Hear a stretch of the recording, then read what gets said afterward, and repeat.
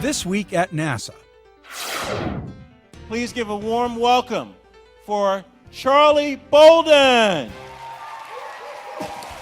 All right. How you doing? More than 250 students joined with astronaut Leland Melvin and Administrator Charles Bolden at the Jet Propulsion Laboratory to help kick off NASA's Summer of Innovation. What we want to do this summer through the Summer of Innovation is take young men and women like Malik, and we want to help them understand. Yes, science and math may be difficult, but you can learn it. The Education Initiative will use the excitement and inspiration of NASA missions to engage thousands of middle school students and teachers nationwide in stimulating math and science-based programs during the summer months, a time when learning skills often decline.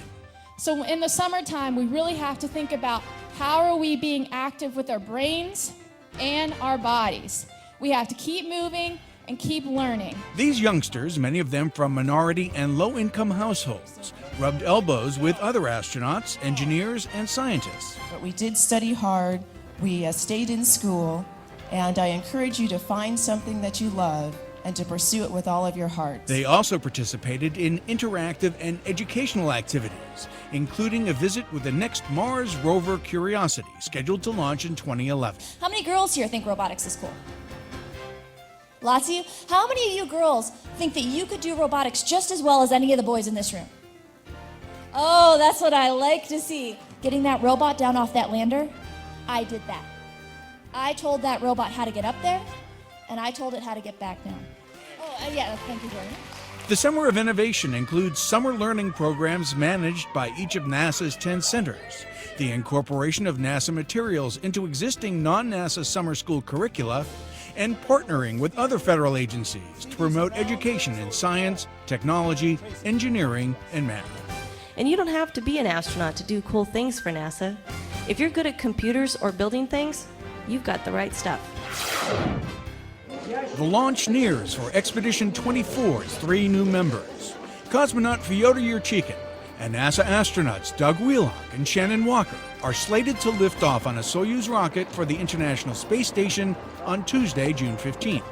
Launch from the Baikonur Cosmodrome in Kazakhstan is scheduled for 5:35 p.m. Eastern. Walker holds the distinction of not only being among a handful of astronauts married to another astronaut, her spouse is Andy Thomas, but also that she's the first native of Houston, home of the Johnson Space Center and its storied mission control, to ever be tapped to become an astronaut. I was surprised. I thought for sure with being such a large city and having such good universities here that more people would have been selected from Houston, but apparently I am the first native Houstonian.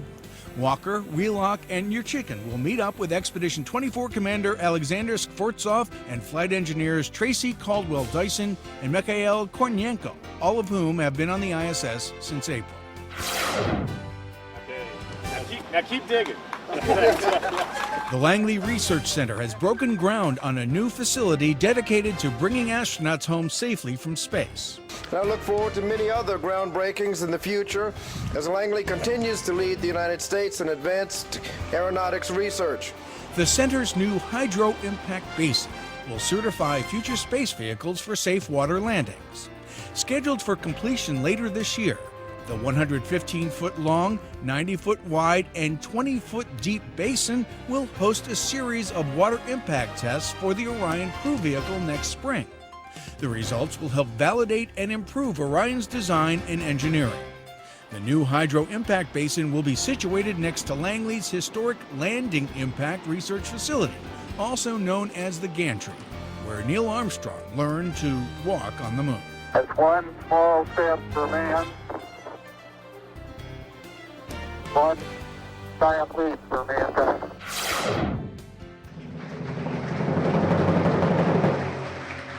The Marshall Space Flight Center honored the best of the best during its honor awards ceremony. The awards acknowledge exceptional contributions by both civil servant and contractor employees. Among the 156 individuals and teams honored were Jonathan Pettis, Office of the Chief Information Officer. Recipient of the Presidential Rank of Distinguished Executive Award, Todd May, Special Assistant to Marshall's Center Director, and Ann McNair, Director of the Office of Center Operations. both of whom were awarded the presidential rank of Meritorious Executive. NASA's second Global Hawk Earth Sciences aircraft has completed its first checkout flight. The autonomously operated aircraft, built by Northrop Grumman, was transferred to the Dryden Flight Research Center in late 2007 after completing its service to the Air Force.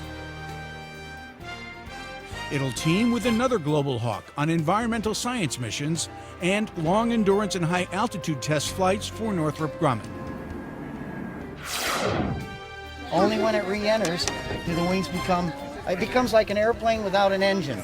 The California School for the Blind is among 6 schools in the San Francisco Bay Area that have hosted Space Day activities, including a traveling space museum from the Ames Research Center. Okay, try a right turn, all the way to the right. There you go.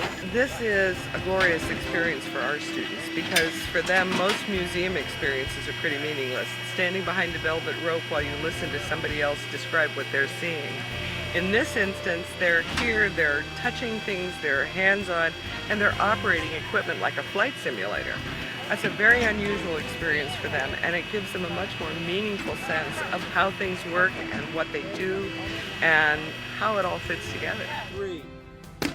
An International Space Station module mock-up is among the 14 activity stations at which students could talk with NASA experts and aerospace enthusiasts about the space experience. This traveling space museum hopes to move and inspire the next generation of space explorers.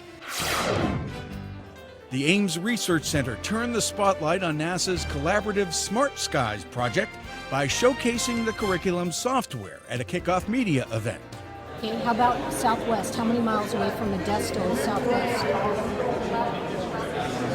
26. Good. Smart Skies is an online air traffic control simulator that offers multiple modes of problem solving for 5th through 9th grade students.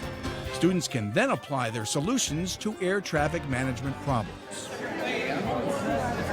A team effort of NASA, the Federal Aviation Administration, and local education foundations, Smart Skies promotes science, technology, engineering, and math among underprivileged kids from the San Francisco Bay Area. And that's This Week at NASA. For more on these and other stories, log on to www.nasa.gov.